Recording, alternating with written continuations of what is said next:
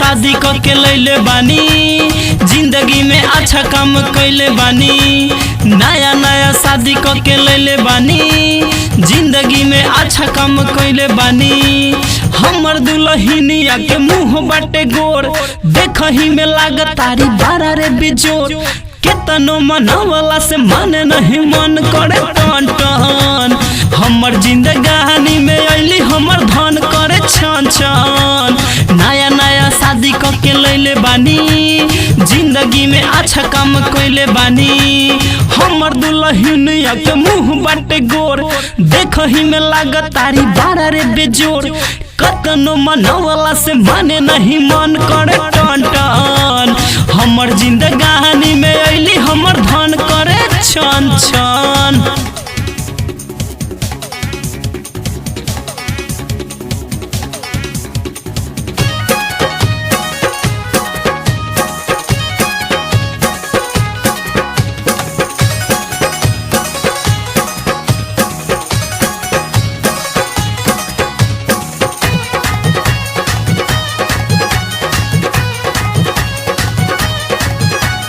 तिलक दहेज के नइखे कोनो गम, मिलल बाटे ऐसन मेहरी गरम।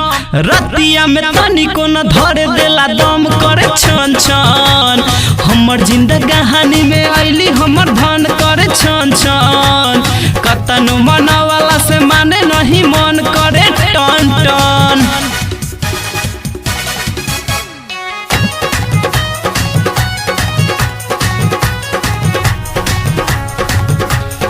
अगुआ के केतना ले करी हम बड़ाई, हमर जवनिया के दिल चमकाई।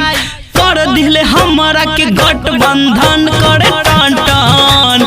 हमर जिंदगानी में अइली हमर धन करे छन छन। कतनो मनावला से माने नहीं मन करे टन टन।